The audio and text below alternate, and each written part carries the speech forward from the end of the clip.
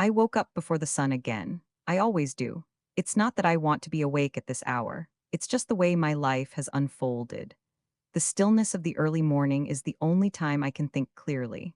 Before the world outside my window starts rushing in with its demands and noise, I take a moment for myself to breathe and center myself. I learned years ago, when my husband died, that these moments are precious. Not just because they're quiet, but because they're mine. My name is Renee Carter, and I'm a mother. I'm also a widow, though I don't wear the title proudly. I don't wear any of my titles proudly, not the way people expect you to. I'm not a victim, though God knows I've had my share of reasons to play the part. I'm just a woman who has given her all, everything I have and everything I've got, for the one thing I've always loved more than life itself, my son Michael. Michael is 18 now, almost 19, and he's getting ready for college. A part of me feels like I've blinked, and suddenly he's all grown up. I remember the day he was born as if it was yesterday, how tiny his hands were, how his little face scrunched up when he cried. I was barely 30 then, still dreaming of all the things I thought I'd do in life. A dreamer, I was, until life knocked me down with a dose of reality. The day my husband, Dave, died in that car accident, just like that, in the blink of an eye, my dreams changed. There was no more thinking about me, about my future. It was just about Michael. And for the last 19 years, it's always been that way. The truth is, I've sacrificed more than I care to admit, more than I even realized at the time.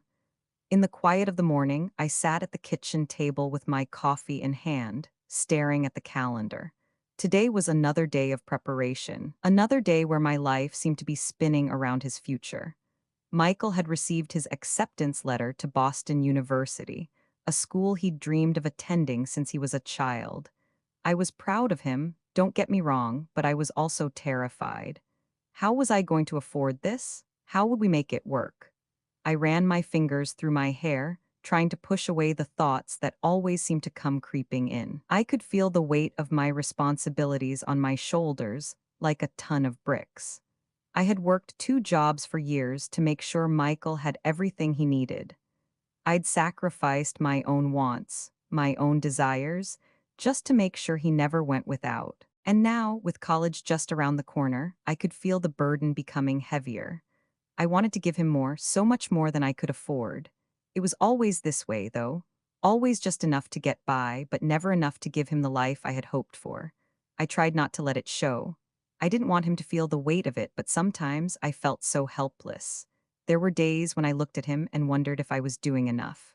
Mom, are you awake? Michael's voice cut through the silence, and I turned to see him standing in the doorway, his face still sleepy but full of the same determination I'd seen in him for years. He had my eyes, the same brown eyes that I inherited from my mother, and the same stubbornness that came from my father's side. "Morning, sweetheart," I said, forcing a smile.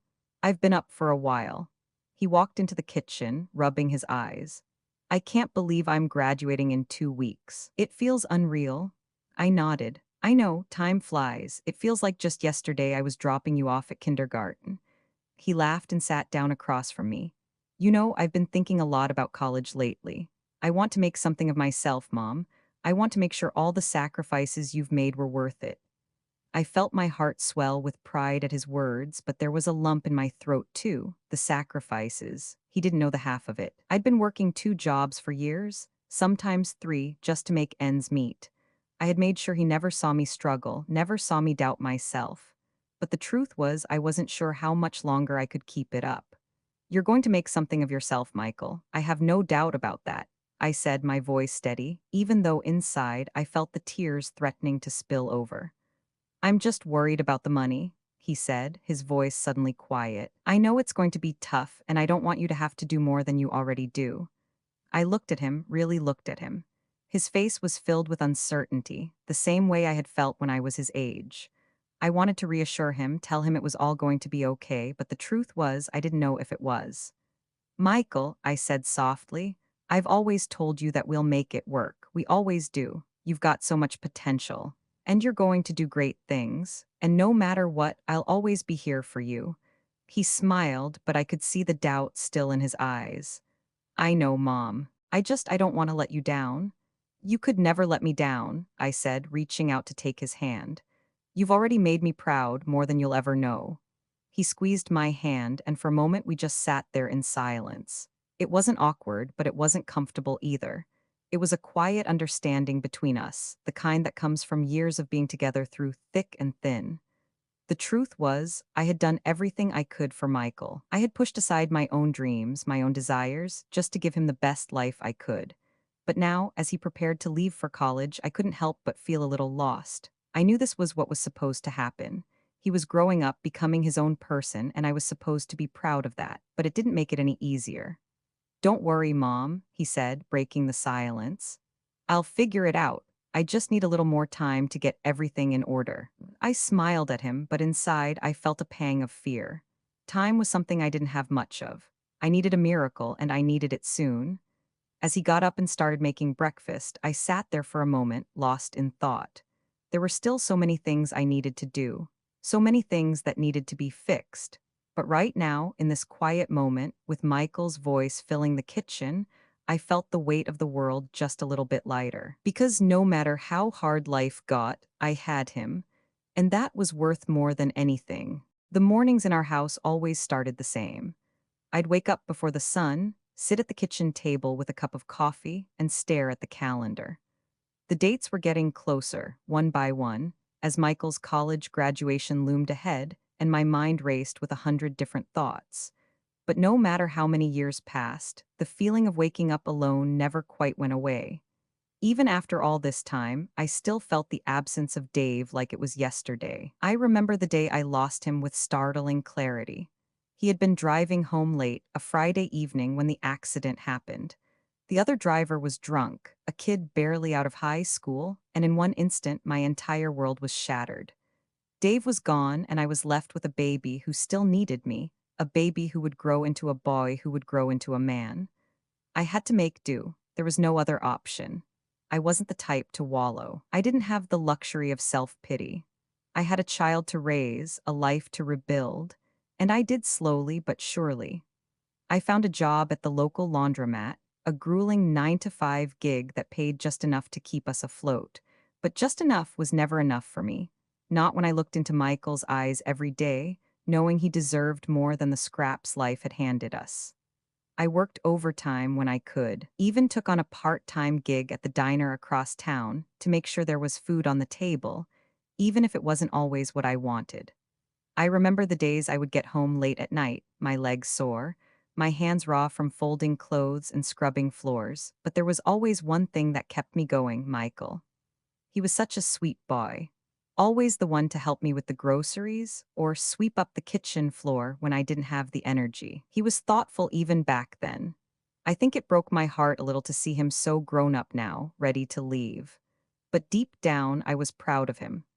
Proud of the man he was becoming, the one who could stand on his own 2 feet, the one who had a future ahead of him. But it was hard to look at him sometimes, knowing that every sacrifice I had made had been for him, and now he was preparing to leave. The first time I really thought about the day he would walk out that door and into his new life, I had to stop and catch my breath. I had never imagined it would come so soon. I had imagined that I'd always have him under my roof, that I would always be able to protect him from the world. But things were changing. They had been changing for a while, actually. The first sign was when he started applying to schools out of state. I tried to be excited for him, to support him the way I knew I was supposed to. But each time we talked about it, I could feel the knot in my stomach grow tighter. What would I do when he was gone? The house would be too quiet. It already was. I never told him how scared I was, how much I worried about what would happen to us when he wasn't here. I had spent so many years just focusing on getting through the day, just getting by, that I didn't have the energy or the will to focus on myself. But now, with him leaving, I couldn't help but feel a little lost. What would I be without him? One evening, as we were sitting together in the kitchen, Michael turned to me, his brow furrowed as if he were thinking about something difficult. "Mom," he said, his voice barely above a whisper, "do you think I'm ready?" I looked at him. At this young man who was still my baby in so many ways, but who had grown so much beyond the child I used to hold in my arms. "Of course you're ready," I said, trying to sound more confident than I felt. "You've worked hard, you've earned this." But even as the words left my mouth, I wasn't sure if I believed them. Ready for what? To live in a world where he would have to make his own decisions, face his own challenges, without me there to catch him when he fell. To leave the home he had known for so long and go out into a world that was too big, too uncertain. I couldn't help but feel a twinge of jealousy when I thought about how easy it seemed for him to walk away. I would have given anything to have the courage to do what he was doing, to leave behind a life that no longer made sense, to start fresh somewhere new, somewhere different. But I was stuck. Stuck in this life of routines and responsibilities, in this small town that had been both my refuge and my prison.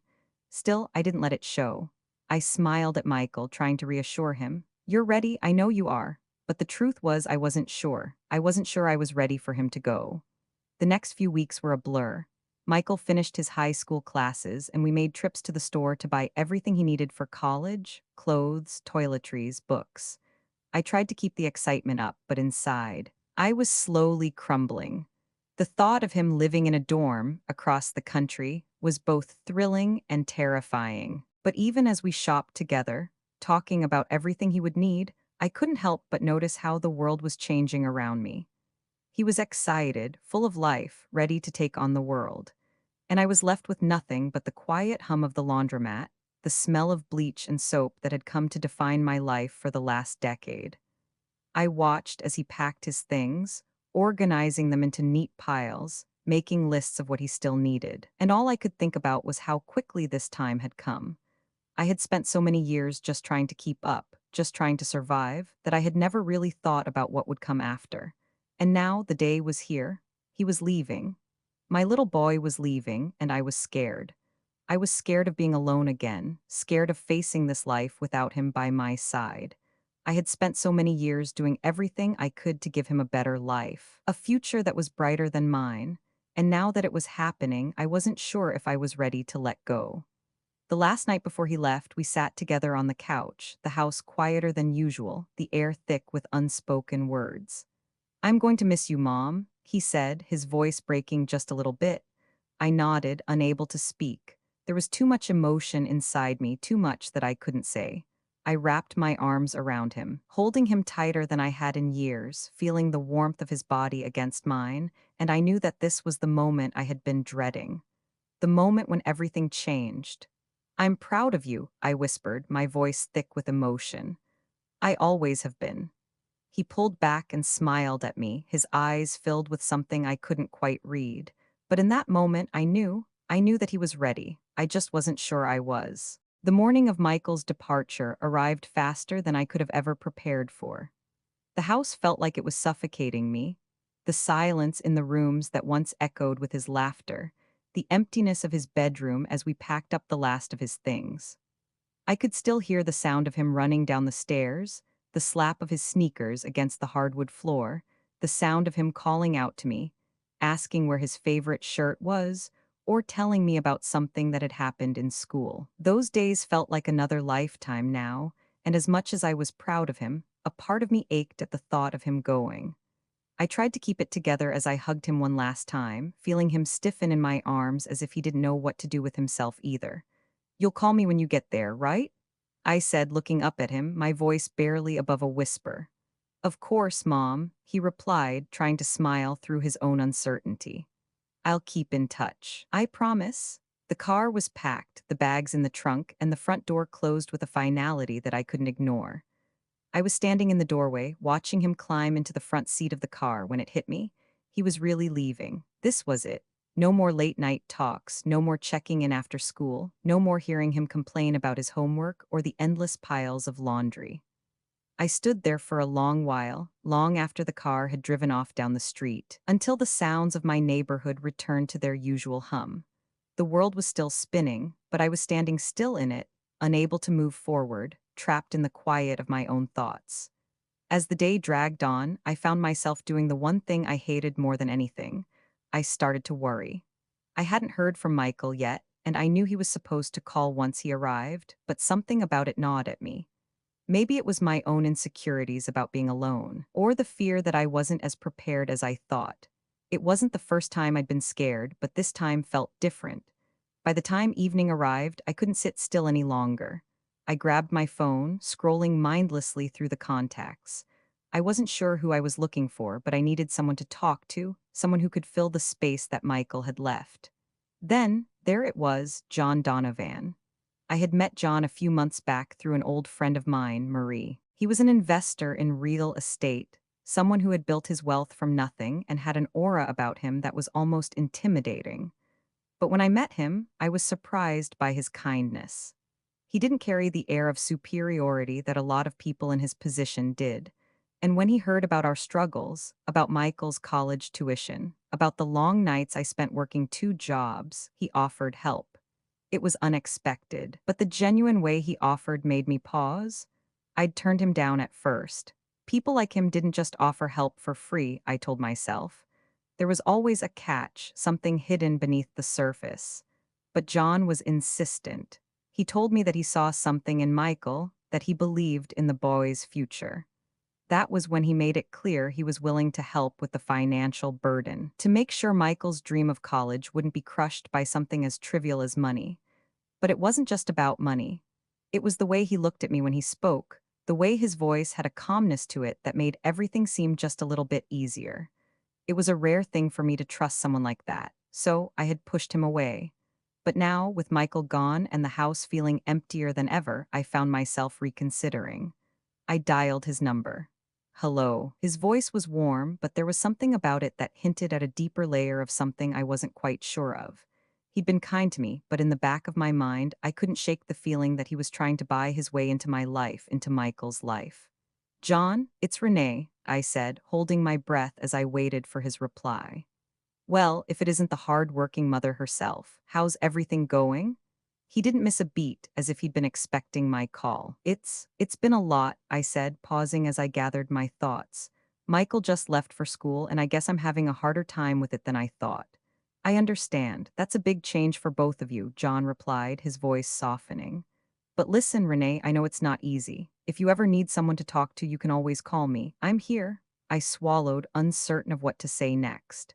I appreciate that, John. Really, I do. He hesitated, then spoke again, his tone now more serious.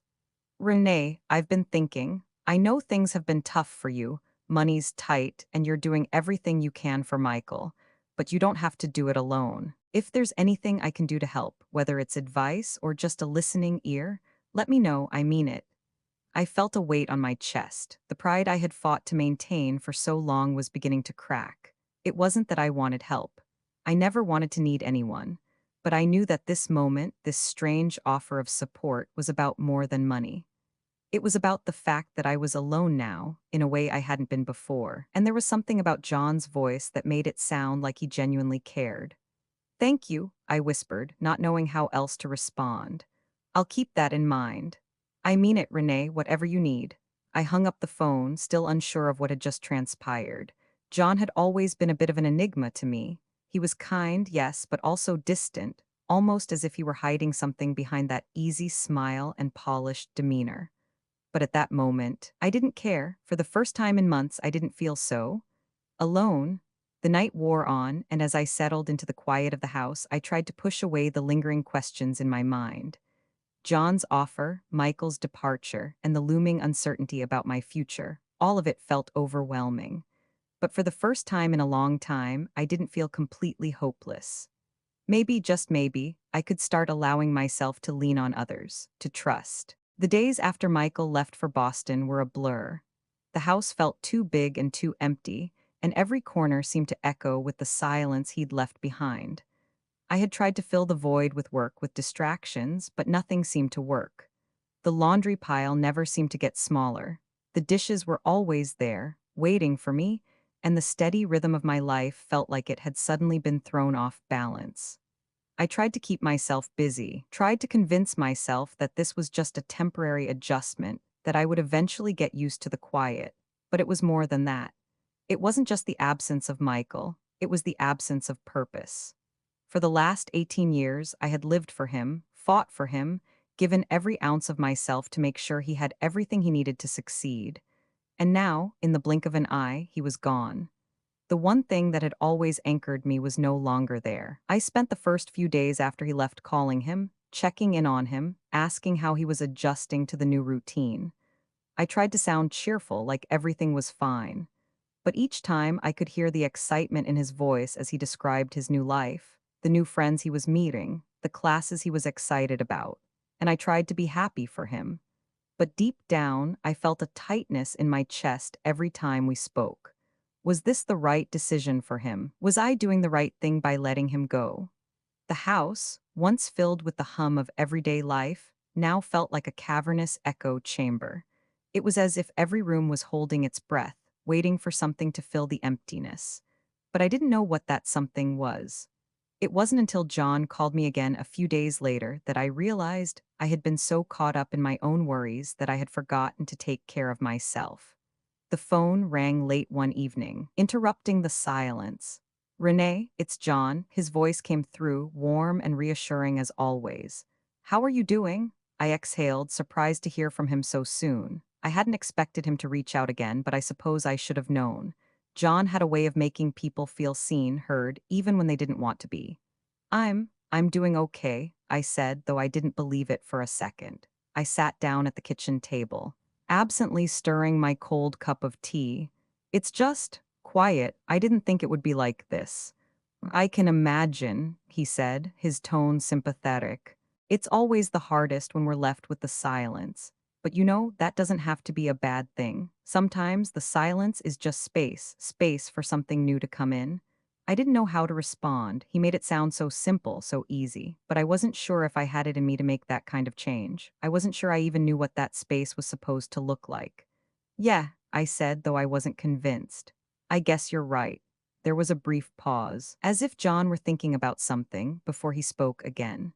"Look, I know it's a lot to process, and I know you've been doing this all on your own for a long time now, but if you ever feel like you need a change of pace, I'd love to take you out. Maybe we could have dinner, talk about things, get your mind off everything for a bit." I hadn't really thought about going out in weeks. Between work and Michael's departure, I had retreated into myself, as though the world outside was too much to handle. But now that John was offering the idea of a night out, a chance to breathe and step outside of my usual routine, didn't seem so terrible. He wasn't offering anything more than company, and in that moment, that felt like the exact thing I needed. I I think that sounds nice," I said, surprised by how easily the words came out. It had been so long since anyone had asked me to do something just for me. John's voice brightened. "Great. I'll make reservations for tomorrow night, just a quiet little spot downtown. I'll pick you up at 7?" I agreed, and after the call ended, I sat there for a moment, letting the silence settle in again. A part of me wondered why I had said yes. Was I ready to be around someone again? To let someone into the small, carefully constructed world I had built around myself? I wasn't sure. But what I did know was that I needed to stop thinking about everything for a little while. I needed a break. The next evening, I stood in front of my bathroom mirror, unsure of what to wear. It had been ages since I'd gone out for anything other than work or errands. I had forgotten how to dress for something more than practicality, more than necessity. But as I stood there, looking at myself, I realized that I didn't need to try to be someone I wasn't. I was Renee Carter. And that was enough. So I chose something simple: a black blouse, a pair of jeans that fit just right, and my favorite pair of boots. When I opened the front door and saw John standing on my porch, looking sharp in a suit, something shifted inside me. It wasn't just the way he looked, though that certainly didn't hurt. It was the way he smiled when he saw me, the way his eyes softened when he noticed the hesitance in my step. "You look beautiful, Renee," he said, his voice warm but with an edge of sincerity that made my heart skip a beat. I didn't know what to say, so I just smiled, feeling the familiar ache of nerves mixed with something else I wasn't prepared for. "Thank you," I said, stepping out onto the porch. "Let's go." The drive downtown was quiet, the city lights flickering by as we passed street after street. We didn't talk much, but it wasn't uncomfortable. It felt natural, like we were just two people going somewhere new, even if it was only for one night. Dinner was at a small Italian bistro, tucked away on a corner street. The soft glow of candlelight and the rich scent of garlic and tomatoes filled the air. John was easy to talk to, and the conversation flowed effortlessly. We talked about everything: His business, my work, the weather, and Michael, of course. But the longer we sat there, the more I realized that I hadn't been paying attention to anything other than Michael and the house for weeks. I hadn't thought about my own needs, my own feelings. I hadn't thought about what it might feel like to have someone else care for me in a way that wasn't about duty or obligation. By the time dessert arrived, I felt something unexpected: peace. For the first time in what felt like forever, I didn't feel the weight of the world on my shoulders. For the first time in what felt like years, I was simply present. And as John drove me home later that evening, I realized that this night wasn't about needing someone to fix my problems. It was about remembering that I was still me, Renee, with a life and a future ahead of me, regardless of how lost I felt before. When he dropped me off at my front door, John hesitated for a moment before speaking. "Renee, I hope tonight helped a little. You deserve to have moments like this more often. Don't forget that." I nodded, unsure of how to respond, but his words lingered as I walked back into my empty house. For the first time in a while, I felt like I was stepping into a space that was mine, full of possibilities, full of things I could still build if I was brave enough to try. I wasn't sure if it was just the night or the way John made me feel, but when I closed the door behind me, I felt something that had been missing for so long: hope. The days following that dinner with John felt different. I wouldn't have called it a change exactly, but something inside me shifted, like a small pebble tumbling to the bottom of a still pond, causing ripples I wasn't prepared for. It wasn't just the night out, though that had been pleasant enough. It was the idea that perhaps, just maybe, there was more to life than what I had been holding onto for so long. The house was still too quiet. Every time I walked into Michael's room to clean, to make the bed, or to put away clothes, I caught myself pausing, listening for the sound of him, but hearing nothing. The silence was sharper now, more pronounced, as if it were waiting for me to acknowledge it. But I didn't want to acknowledge it. I wanted to pretend that everything was fine, that I could handle the emptiness, that I could continue doing what I had always done. Be strong, be the mom, the worker, the one who held it all together. Yet there was a growing tug inside me, a need for something different, something more. John called again a few days after our dinner. I had almost forgotten about his invitation, about the connection I had felt, until I saw his name pop up on my phone. I hesitated for a moment. Was this just him being polite, or was he genuinely interested in keeping in touch? Was I just some form of distraction for him, a charitable cause for a man who had more than enough money and influence to help anyone he wanted? I didn't know, but I knew I wanted to find out. "Renee," John's voice greeted me with its familiar warmth. "How's your week been?" "Quiet," I replied, leaning back against the kitchen counter. "Too quiet, but I'm getting through it." He chuckled lightly. "I can imagine. I wanted to ask if you'd be interested in getting together again sometime. Maybe this weekend. It's been nice getting to know you outside of the usual work talk."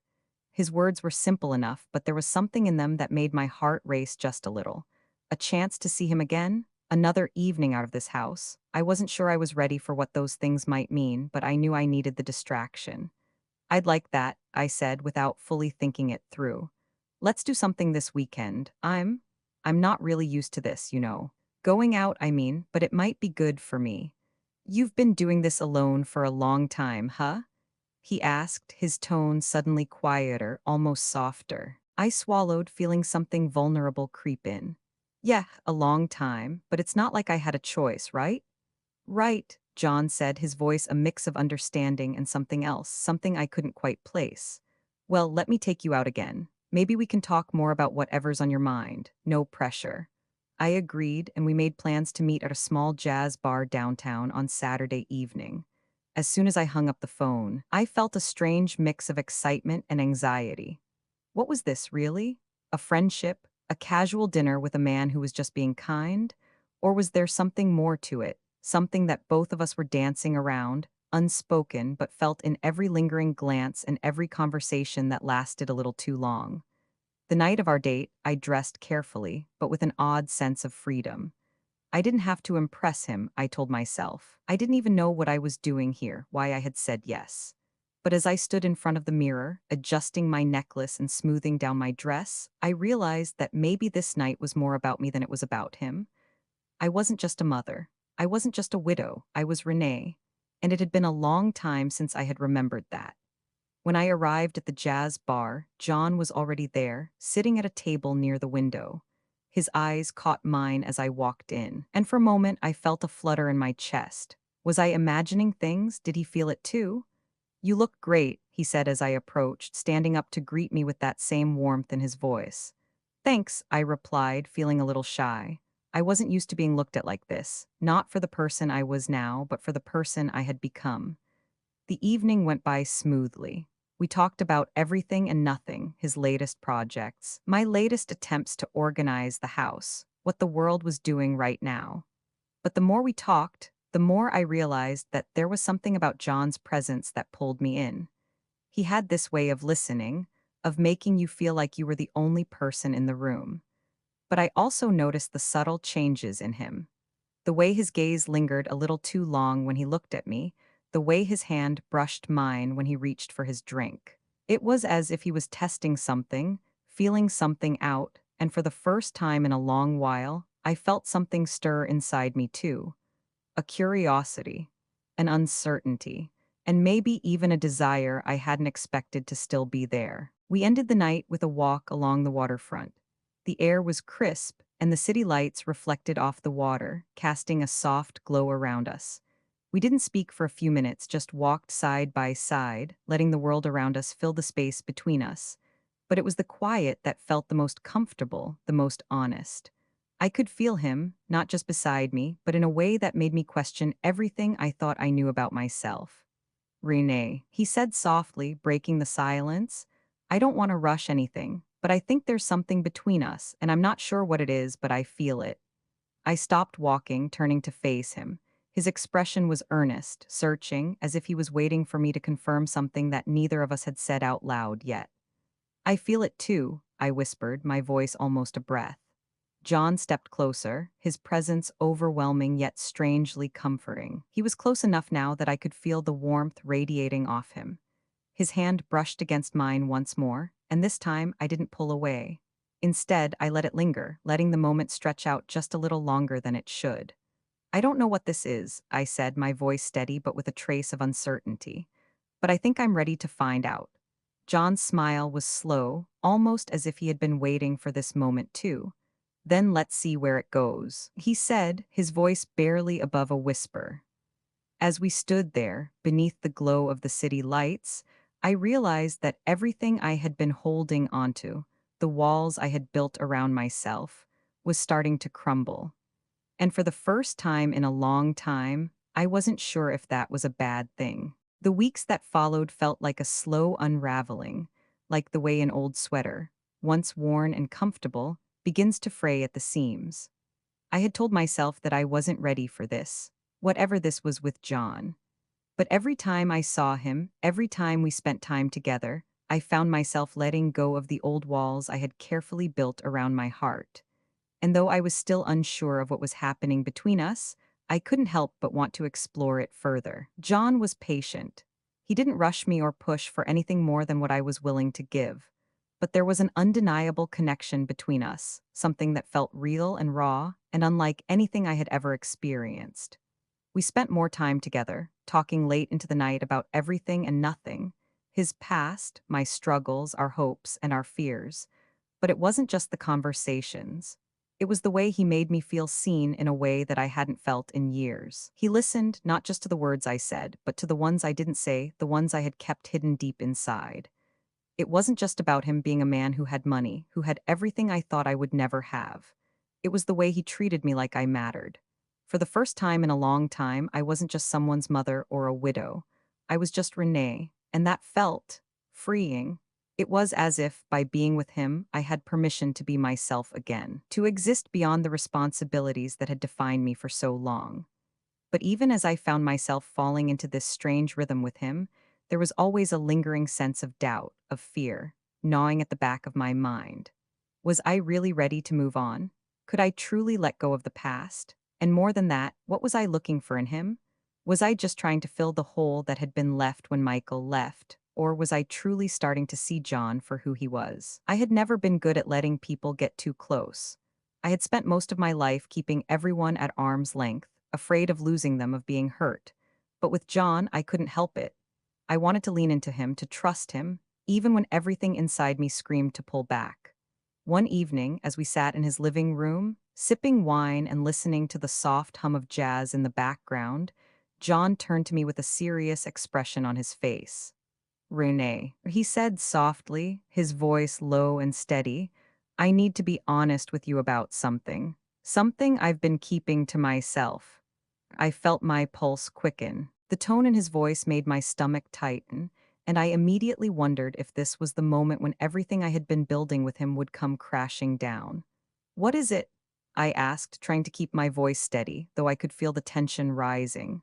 John took a deep breath, setting his glass down on the table between us. "I didn't tell you everything about my past when we first met. I didn't want to complicate things, but I think you deserve to know." I nodded, my heart pounding in my chest. I had always known there was more to John than what he let on, but I hadn't pressed him about it. I didn't want to pry into a life that was not my own, but now, hearing the weight of his words, I knew I had to hear it, no matter how hard it might be. "I've been divorced," he continued, his eyes avoiding mine for a moment, as if the admission itself was difficult. "I've been married before for a long time, and it ended badly." I waited, unsure of what to say. His past was his own, but something in my gut told me there was more to this story than he was letting on. "We weren't happy," John said, his gaze finally meeting mine. "And I wasn't the man I should have been. I made a lot of mistakes. She wasn't the right person for me, and I wasn't the right person for her. I was selfish, caught up in my career, in building everything I thought would make me happy. I didn't realize what I was losing until it was too late." I sat there in silence, taking in his words. It wasn't what I had expected him to say, but somehow it made sense. He had always been so guarded, so perfect on the outside, but now, with the weight of his confession, I saw the cracks, the vulnerability that had been hiding beneath. "I'm not proud of it," John added quietly, his voice thick with emotion. "But I want you to know. I want to be upfront with you about who I am, because I don't want to repeat those mistakes again, not with you." I felt a mixture of emotions, sympathy, surprise, and something else I couldn't quite name. He was opening up to me, allowing me to see a side of him that he had kept hidden for so long. And in that moment, I realized that I wasn't the only one who had secrets, who had scars from the past. John was just as human as I was. "You don't have to be perfect, John," I said softly, my voice quiet but steady. "None of us are, but I appreciate you being honest with me. I'm not sure what I'm looking for. I've spent so much time trying to figure out how to be strong, how to be everything for everyone else, that I'm not sure what I need for myself anymore." John reached over and took my hand, his touch gentle but firm.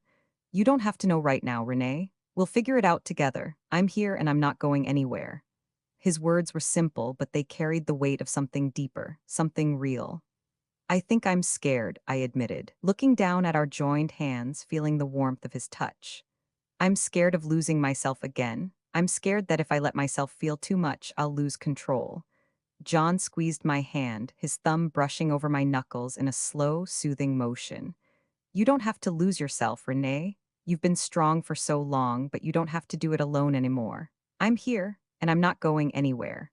The warmth of his words wrapped around me, and for the first time in what felt like forever, I felt the weight of my own defenses begin to ease.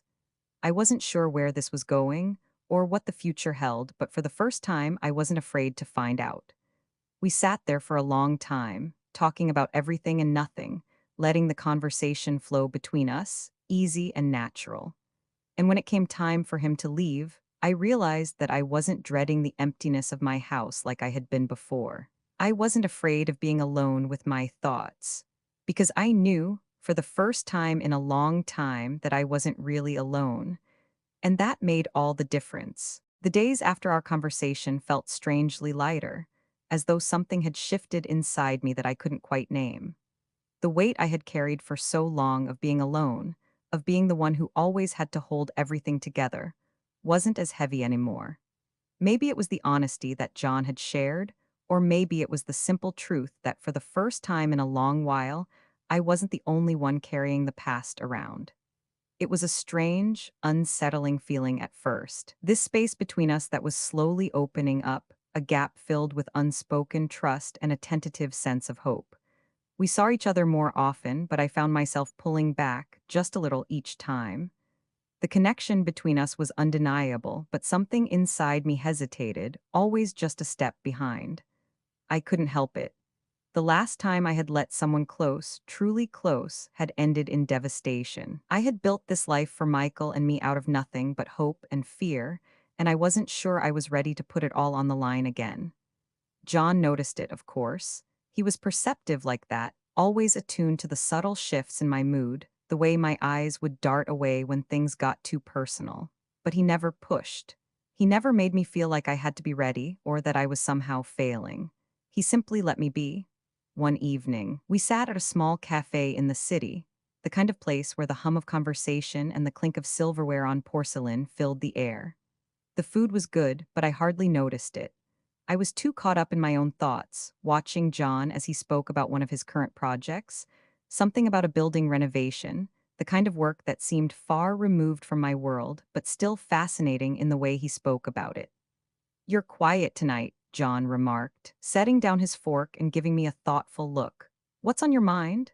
I hesitated. I didn't want to talk about the same things over and over again, the things that had been weighing me down for years. I didn't want to keep discussing the distance I had placed between us, the way I had built my life around the idea that I had to do everything myself. "I've just been thinking," I said, forcing a smile, though I knew it wasn't convincing. "I'm not sure what I'm doing. John, with everything, with you, with me." His gaze softened and he leaned forward slightly, as if he could physically bridge the space between us. "You don't have to know everything right now," he said quietly. "You've spent so long figuring everything out on your own. Maybe it's okay to not have all the answers for once." I took a deep breath, the weight of his words settling into me. He was right, I knew that, but it was easier said than done. "It's just, I've spent so long being everything for Michael, being everything for myself. I don't know how to be anything else. I don't know how to let someone else in." John reached across the table and placed his hand over mine, the warmth of his touch grounding me in that moment. "I get it," he said. "You've built this fortress around yourself, and you've been holding it together for so long, but you don't have to keep carrying it alone. Not anymore. I'm here." The sincerity in his voice made my chest tighten. I wanted so badly to believe him. I wanted to be able to surrender to the comfort he was offering, to let myself fall into the idea that maybe, just maybe, I didn't have to do this all by myself. But that's where the fear crept in again, the fear that if I let go, if I allowed myself to be vulnerable, I might lose everything. I might lose what little control I had left. "I'm scared," I confessed, my voice barely above a whisper. "I'm scared that if I let myself need you, if I let myself want something more, I'll lose everything. I've already lost so much. I can't lose again." John's grip tightened, his thumb gently brushing over my knuckles as he looked at me with an intensity that sent a shiver down my spine. "Renee, you don't lose when you allow yourself to feel. You don't lose when you let someone in. You gain, you grow, and I'm not going anywhere. I'm not asking for anything more than to be here for you, for us." His words, simple and direct, made something inside me break free. For the first time in ages, I felt the tight knot of fear in my chest loosen. Just a little. It wasn't gone, not completely. But it was enough to make me wonder if maybe, just maybe, I had been too closed off for too long. We spent the rest of the evening in comfortable silence, each of us lost in our own thoughts, but no longer feeling the weight of unspoken words hanging between us. When we said goodbye later, I felt a strange sense of peace that I hadn't expected. It wasn't a resolution, not exactly. But it was a step, a small one, towards something I wasn't sure I was ready for. The next few days brought a strange sense of calm. I was still adjusting to the idea of John being in my life in a way that went beyond friendship, beyond just a man offering help. He had become something more, someone I trusted, someone I cared for, even if I wasn't quite ready to admit it yet. But there was a tenderness to our connection now, something subtle that was changing the way I saw him. I had been keeping my distance, but I realized that it wasn't just from him. I had been keeping a distance from everything, my emotions, my desires, my own needs. I had become so focused on doing everything for others that I had forgotten what it felt like to ask for something in return, to let someone else take care of me for a change. But that didn't mean it was easy. That weekend, when we met again, I could feel the tension in the air. It was unspoken, yet palpable. We had been circling around each other for weeks, testing the waters of something deeper, but neither of us had yet dared to dive in. I could sense that John was waiting for me to take that leap, to take a chance on something real. And as much as I wanted to, I wasn't sure I was ready to make that jump. But as we sat across from each other in a cozy cafe, sipping our drinks, I realized that I didn't have to know exactly where this was going. I didn't have to have all the answers. Maybe the answers would come with time. Maybe, for the first time in a long time, I just needed to let myself experience what was in front of me, instead of always worrying about what might happen next. Renee, John said, his voice low but steady, I know it's hard, but you don't have to figure it all out today. You don't have to have it all together right now. We'll take it one step at a time together. I looked at him then, really looked at him, and for the first time in a long while, I let myself feel the pull of something more than just fear. It wasn't all figured out and it never would be. But maybe, just maybe, that was okay. I squeezed his hand, a small but significant gesture, and finally allowed myself to believe that maybe, just maybe, it was time to take that step, to move forward, to let go of the past and embrace whatever came next. Together, the future didn't have to be perfect. It didn't have to be predictable. But with John, I knew it was a future I was willing to explore. And that, for now, it was enough. It was the small things that started to shift. The way the light in the mornings felt different when I woke up. The sense of anticipation that hung in the air, like something unspoken, waiting for me to act on it. The way I started catching myself smiling when I thought about John, the way his voice would echo in my head when I wasn't expecting it. I hadn't let myself feel this much in years, and the flood of emotions that came with it was both terrifying and exhilarating. For weeks, I had convinced myself that I wasn't ready for any of this. I wasn't ready to feel again, to allow someone into the space I had carved out just for myself. But now, every time John called, every time we spent time together, I found myself craving more. Not just the company, but the connection. The way he made me feel like I wasn't just a single mom, or a widow, or a woman defined by her past. I was just Renee, and that was enough. For the first time in a long time, I wasn't defined by my circumstances. I was allowed to be myself. But that didn't mean everything was easy. It was one thing to feel the pull of something new, something alive, but it was another thing entirely to let go of the carefully controlled life I had built. There was still that voice inside me, the one that whispered caution, that reminded me how fragile things could be, how easily they could break. The first sign that everything might not be as smooth as I hoped came one Saturday afternoon when I received an unexpected call. The number wasn't familiar, but the voice on the other end was. Renee, it's Marie, my old friend said, her voice tight with something I couldn't place. I need to talk to you about John. I think you should know something. I felt a chill slide down my spine. Marie wasn't one to just call out of the blue, especially not with a tone like that. There was a hesitation in her voice, something hidden beneath the surface that I couldn't understand. What's going on? I asked, trying to sound casual, though my heart was already racing. I've heard some things, she said, and then she paused as if weighing her words carefully. Things about John's past, things you might not know, and I don't want you to get hurt. The words hit me like a sudden gust of wind, knocking me off balance. Hurt? What could she mean? My mind raced. My thoughts spinning in every direction. John had been open with me about his previous marriage. He had shared details, raw and real, about his mistakes and his regrets. But what else was there? What could Marie possibly know that I didn't? Marie, what are you talking about? I asked, trying to keep my voice steady. Look, she said, her voice lowering. I don't want to stir things up, but I've known John a long time, and I've seen things, heard things about him that don't quite add up. You need to be careful, Renee. People like him, they don't always show you everything. I felt a knot tighten in my chest. People like him. The words echoed in my mind, and I could feel the foundation I had started to build with John beginning to crack. What was she implying? That he was hiding something from me? That he wasn't who he said he was? Marie, what exactly are you saying? I tried to keep my tone controlled, but inside, I was beginning to feel a mix of anger and fear. Fear of being lied to, of being played for a fool. I can't tell you everything, Renee. I just think you deserve to know that there's more to his story than he's letting on. I don't want you to get hurt, okay? That's all I'm saying. She hung up before I could say anything else. The silence after the call felt suffocating.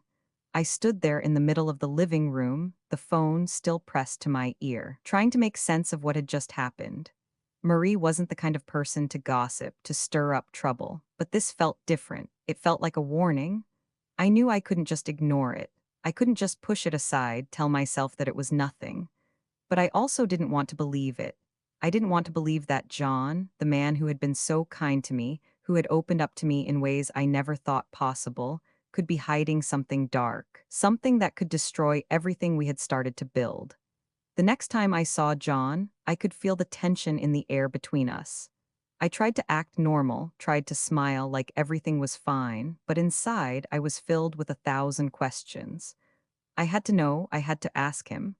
We met at his apartment, a quiet evening after a busy week. He was in his usual easygoing mood, smiling when I walked in, the warmth in his eyes making me momentarily forget the weight of the call. "Hey, you," he said, pulling me into a hug. "I've been thinking about you." I smiled, feeling the familiar comfort of his arms around me, but the words from Marie echoed in my mind. "Be careful, people like him." "John," I said, my voice unsteady. "Marie called me today." His smile faltered for just a moment, but it was enough for me to notice. The flicker of uncertainty in his eyes sent a pang of doubt straight to my heart. "Marie?" he asked, his voice suddenly cautious. "What did she say?" I felt my heart race. I had to ask. I couldn't keep it inside any longer. "She told me there were things about your past that I didn't know. Things you hadn't shared with me," I said, trying to keep my voice steady, but I could hear the strain in it. "She said you hadn't been honest with me." John's expression shifted, his jaw tightening just slightly. "Marie said that?" I nodded, waiting for him to explain. My hands were clenched in my lap, my fingers pressing into the fabric of my jeans as I waited for him to respond. "I don't know what she's told you, Renee," John said, his tone colder now. "But I've been nothing but honest with you. I've told you everything you need to know." "But have you?" I asked, my voice rising without meaning to. "What haven't you told me, John? What else is there? What am I supposed to believe?" He stood up, running a hand through his hair. "I don't know what game Marie is playing, but you need to trust me. Trust that I'm telling you the truth." I could see the frustration building in him, the way his fists clenched and unclenched at his sides. But I couldn't shake the feeling that something was wrong. Something was missing, and I needed to know what it was before it tore us apart. "Tell me what she's talking about, John," I said, my voice soft but insistent. "I need to know, please." He didn't answer right away. Instead, he walked over to the window and stared out at the city below, his back to me. The silence stretched between us, heavy and thick. Finally, he turned back to face me, his expression unreadable. "I've made mistakes, Renee. A lot of them. Things I'm not proud of, but I swear to you I'm trying to be the man you deserve. I've tried to leave that part of my life behind, and I don't want it to come between us." His words were almost pleading, but I could still hear the hesitation in them. Something was off. Something wasn't being said, and I couldn't move forward without knowing what it was. "Then tell me, John," I whispered, the weight of the question hanging between us. "Tell me the truth, the one thing I had been asking for all along. The one thing that had the power to destroy everything I thought we had built." I waited. And I knew, deep down, that whatever he said next would change everything. John stood there, the silence between us now more palpable than ever. The weight of the question hung in the air like a storm cloud, thick and dark, threatening to break at any moment. I watched him closely, trying to read his face, but it was impossible to tell what was going on inside his head. He had always been good at keeping his emotions hidden, his thoughts locked behind that impenetrable wall he had built over the years. But I needed to know the truth. I couldn't go on pretending that everything was fine, that I was okay with not having all the pieces. I couldn't ignore the nagging feeling in the back of my mind, the doubt, the fear that something was being kept from me. John shifted his weight, his hands stuffed into his pockets. His jaw clenched, and for a moment I thought he might walk away. But then finally he spoke. "You want the truth?" His voice was tight, strained. Fine, I'll give it to you, but you need to understand something first. I waited, my heart pounding in my chest. The air between us was thick with anticipation, and I wasn't sure whether I was ready for whatever he was about to say. I wasn't just married before, he began, his words slow, deliberate, as though he were trying to decide how much to reveal. It wasn't just a failed relationship. My ex-wife, she wasn't just someone I grew apart from. She was a part of something bigger, something that I got involved in that I shouldn't have. I felt a shiver run down my spine. This wasn't what I had expected him to say. My mind raced, trying to piece together what he was hinting at. What could be so big, so important, that he had kept it from me? What do you mean by bigger? I asked, my voice barely above a whisper. I could feel the knot in my stomach tighten as I braced myself for what was to come. John ran a hand over his face, a look of frustration crossing his features. I wasn't just caught up in a bad marriage, Renee. I was involved with people I shouldn't have been, people who had connections, dangerous ones. I got in way over my head, and when it all fell apart when I left her and walked away from that life, I knew I had to distance myself from everything, from everyone. My mind struggled to keep up. Dangerous connections? I repeated, feeling a sense of disbelief creeping in. What kind of connections? John, what are you saying? He didn't meet my eyes as he spoke. I got involved with people who were into things that aren't exactly legal. I made decisions I regret, ones I can't take back. And when I left, I knew I had to start fresh. I had to bury it all. The people I knew, the mistakes I made. I cut all ties and rebuilt my life from scratch. I was silent, processing his words. It felt like everything I had known about him had shifted in an instant. I had always known that he had a complicated past, but I never imagined it was anything like this. Was this the man I had been opening myself up to? Was he hiding even more from me than he had already confessed? But why didn't you tell me this before? I finally asked, my voice shaking, a mixture of anger and hurt bubbling up inside me. Why keep it from me? Why let me get close to you if you were hiding something so dangerous? He looked pained, like my words had physically hurt him. I never wanted to bring that into your life. I never wanted you to know about the mistakes I made, about the people I was running from. You deserved better than that, and I thought I could just move on, start over, and never look back. But when I met you, when I saw what you've been through, I wanted to protect you from all of it. I thought I could leave it in the past. And now? I asked, my voice barely a whisper. What happens now, John? I don't know, he said, his voice barely audible. I don't know if I can ever fully leave it behind. It's not that easy. The people I was involved with, they don't just let you walk away, and now that I've let you in, I don't know if I can keep you safe. I felt a chill creep over me. Safe, I echoed. John, what are you saying? Are you saying that because of your past I could be in danger? That you've brought me into something that could hurt me? His face crumpled with regret. I never meant for you to get involved in this. I never meant to bring you into my mess, but I can't deny it anymore. There are people who know about us, and I don't know what they'll do if they find out I'm still in contact with you. I don't know if I can keep you safe, Renee. The words hit me like a punch to the gut. I took a step back, my heart racing. I had trusted him. I had let him into my life, into my world, believing that he was someone I could rely on, someone who was just as eager to move on from his past as I was. But now, it seemed like that past was more than just a shadow, it was a threat. What does that mean? I asked, my voice shaking with emotion. What do you expect me to do? Walk away from you, from everything we've built? John didn't answer right away. He stood there, his shoulders slumped as if he were carrying a weight that was too heavy to bear. Finally, he spoke, his voice tight. I don't want you to walk away. I never did, but I can't promise you that it will be safe, Renee. I don't want you to get hurt because of me. The words cut through me like a knife. The fear, the uncertainty, it all rushed in, filling the empty spaces between us. I had wanted answers. I had needed to know the truth, but now that I had it, it felt like the ground had been ripped out from under me. Was this really the life I wanted? A life filled with secrets, with danger lurking in the shadows? I took a deep breath, steadying myself. I need time to think, John. I need to figure out what this means, what this all means for me, for us. He nodded, his face etched with regret. I understand. I know I've asked a lot of you, but whatever you decide, I just want you to be safe. I want you to be happy. I turned away, the weight of everything sinking in.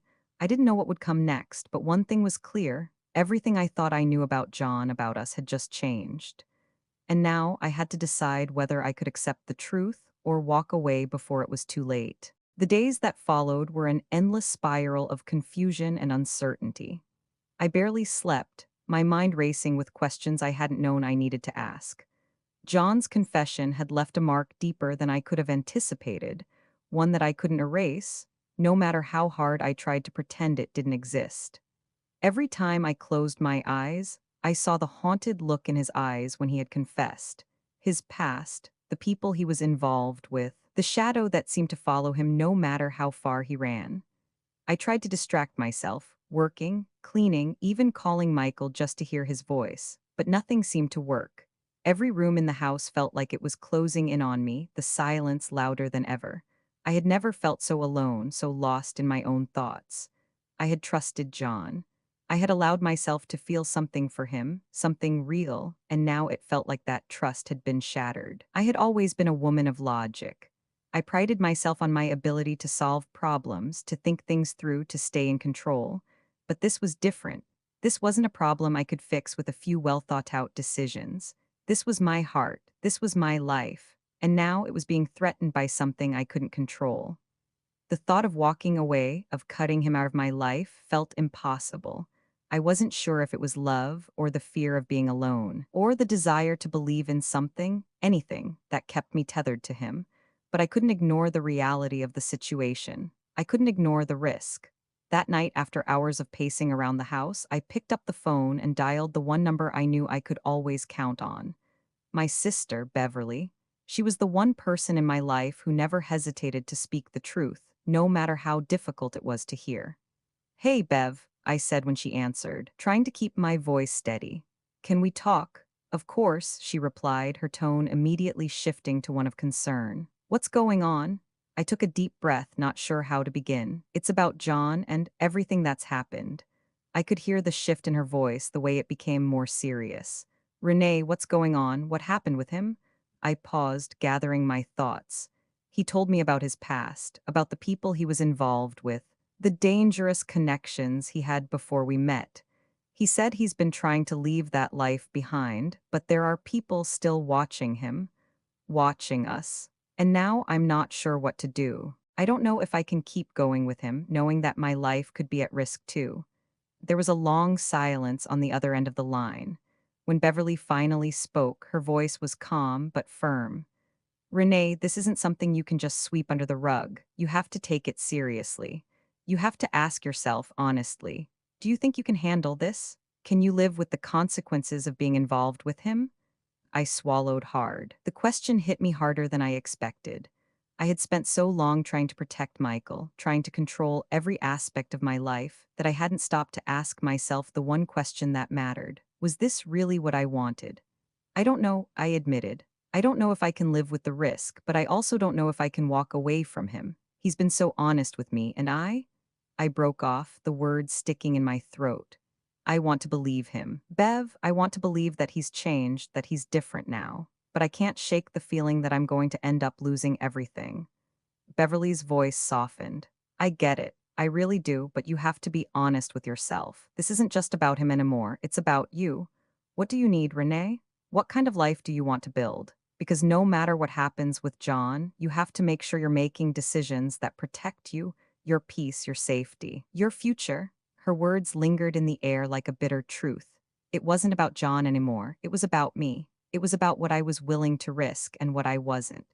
"I'll think about it," I said finally, my voice barely above a whisper. I don't know if I can let go of him, but I also don't know if I can live in this uncertainty." Beverly's tone was gentle but firm. "Take your time, but remember, you don't owe him anything. You owe yourself everything." We hung up after that, and I sat there in the silence of my house, feeling the weight of her words press down on me. I had been living my life for everyone else, Michael, my work, my responsibilities. But now, in this moment, I realized that I had never truly considered what I needed, what I wanted. I had spent so long in survival mode that I had forgotten how to just live. The next few days were a blur. I went through the motions, but my mind was consumed with the question of what to do next.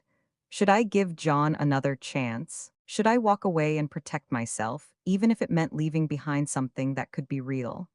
Finally, after days of endless thinking, I called John. My hands were shaking as I dialed his number, but I knew I had to face him. I couldn't keep running from the truth, from the hard decisions that had to be made. Renee? His voice was cautious, almost unsure. What's going on? I've been thinking a lot, I said, my voice steady despite the storm inside me. About everything, about us. There was a pause on the other end, and I could feel the tension in the air, even through the phone. I know, John said finally, his voice low. I've been thinking too. I know you're scared, and I can't ask you to just trust me without any guarantees. I swallowed hard. John, I need to know that you're being honest with me, that I'm not walking into something I can't handle. I need to know that this is real. I am being honest, Renee. I've told you everything I can, but I know that's not enough, and I don't know what else to say. I felt the weight of his words, the gravity of everything he had confessed. I had asked for the truth, and he had given it to me, but now the truth was more than I had expected. I need time, I said, my voice barely above a whisper. I need to figure this out for myself. I can't keep going forward until I know what I want. I need to know if I can live with this. I understand, he replied softly. I'll give you all the time you need, but know this, Renee. I'm not going anywhere. I'm here, and when you're ready, I'll be waiting. I ended the call and sat there in the stillness of my house, the weight of everything settling over me. I had made a choice, one that was mine to make and mine alone.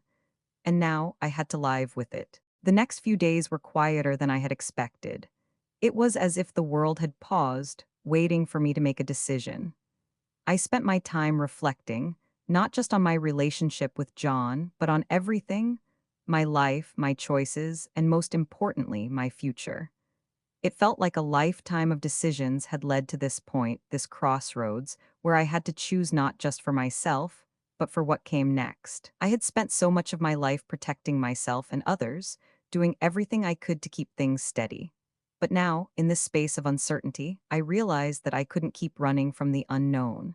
I couldn't keep holding on to the past, no matter how hard I tried. The phone call from John had given me the space I needed, but I also knew it was time to face the truth. I couldn't live in fear anymore. Not of him, not of the danger he had warned me about, not even of my own feelings. I had spent so much time being afraid of making the wrong choices that I had forgotten how to trust myself. I had to stop looking for guarantees because life didn't come with them. I had to take a chance. That evening, I found myself walking to the park near my house, the sun setting behind me, casting long shadows on the path. The cool air felt like a breath of fresh air, a welcome change from the heaviness I had been carrying.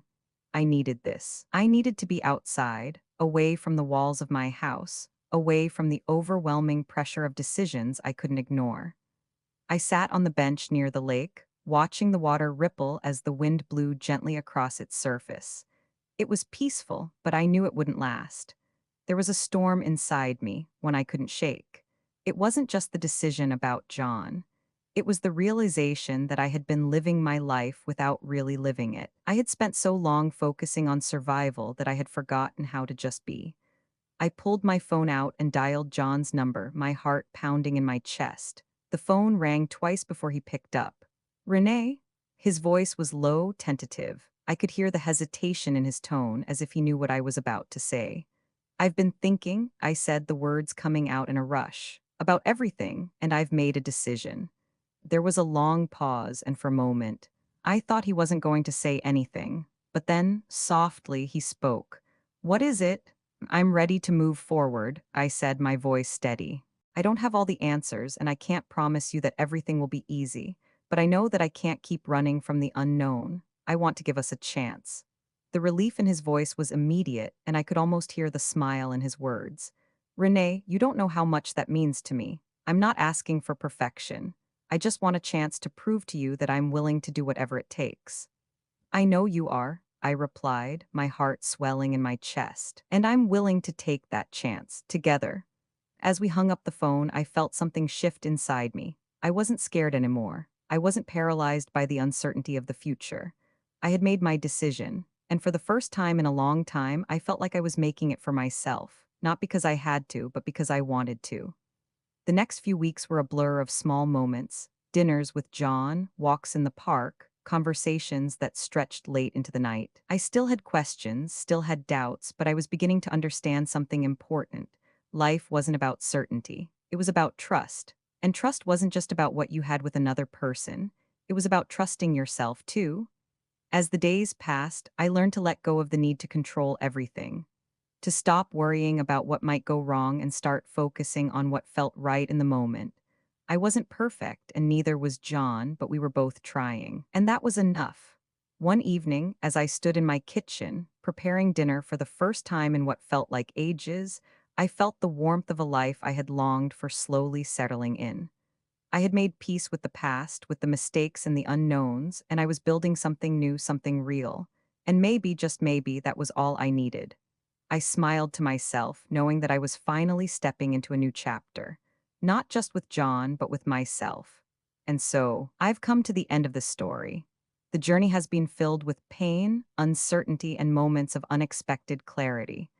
But most of all, it has been about growth, about learning to trust, to love, and to let go of the past in order to create something better for the future.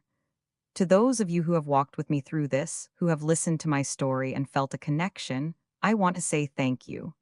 Thank you for your kindness, your patience, and your support. Life can be difficult, but we are never truly alone as long as we share our stories, our hearts, and our experiences with one another.